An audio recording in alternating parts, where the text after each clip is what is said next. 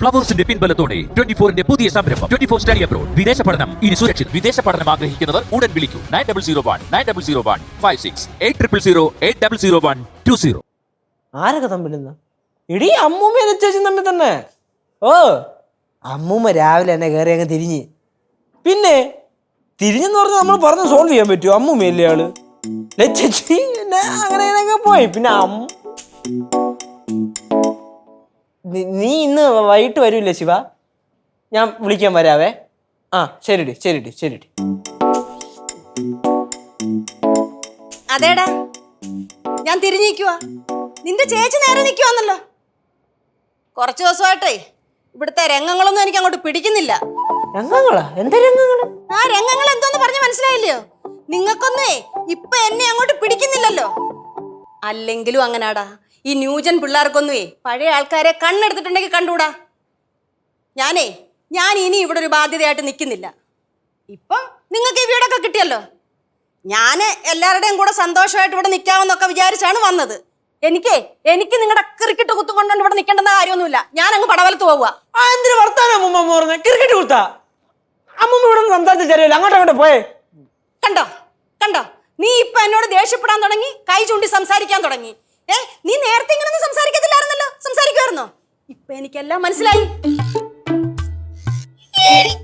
എനിക്ക് ഇതെന്താ അമ്മൂമ്മയുടെ പ്രശ്നം? അമ്മൂമ്മ മനഃപൂർവ്വം ബാക്കിയുള്ളവരെ ദേഷ്യം പിടിപ്പിക്കാന്ന് കച്ച കെട്ടി ഇറങ്ങിക്കാണ്. എന്തോന്ന് ചോദിച്ചേ? കച്ച കെട്ടി ഇറങ്ങിയിരിക്കുവാന്നോ? എടാ ഞാനാണോ കച്ച കെട്ടി ഇറങ്ങിയിരിക്കുന്നേ? നിങ്ങളാ കച്ച കെട്ടി ഇറങ്ങിയിരിക്കുന്നത്. ഇപ്പൊ നിങ്ങൾക്കെല്ലാം ആയല്ലോ. ഇനി ഇപ്പൊ ഞാൻ ഇവിടെ ഇല്ലെങ്കിലേ നിങ്ങൾക്ക് നിങ്ങളുടെ ഇഷ്ടത്തിന് അങ്ങ് ജീവിക്കാമല്ലോ. എല്ലാം എനിക്ക് മനസ്സിലായി. ഞാൻ ഇനി ഇവിടെ നിൽക്കുന്നില്ല. ഞാൻ പോവുക.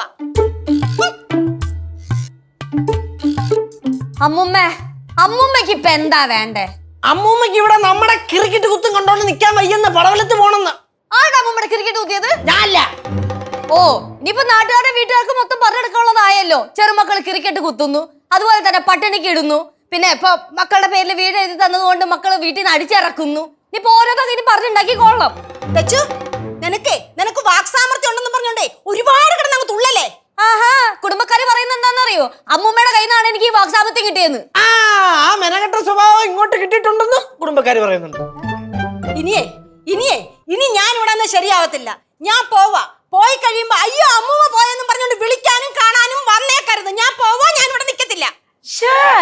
என்னம்மா இப்படி எல்லாம் சொல்றீங்க? இவங்கள எவ்வளவு நல்லவங்க, எதுக்கு இவங்களை எல்லாம் கஷ்டப்படுத்தணும்? கேசு ஆனாலும் லெச்சு ஆனாலும் சிவே ஆனாலும் பாரு ஆனாலும் எல்லாரும் ரொம்ப ஆதரவா மரியாதையா தான் எல்லார்ட்டையும் பிஹேவ் பண்ணுவாங்க. இந்த மாதிரி எல்லாம் சொல்றது ரொம்ப கஷ்டம்மா. മര്യാദ കൊടുക്കുന്നതാണ് പ്രശ്നം.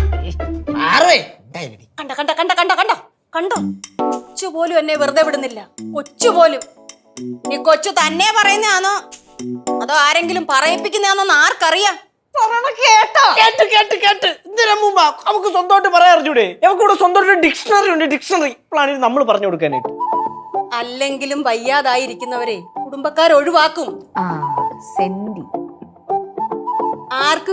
ആർക്കും വയ്യാതിരിക്കുന്നവരുടെ ബാധ്യത ഒന്നും ഏറ്റെടുക്കാൻ വയ്യ.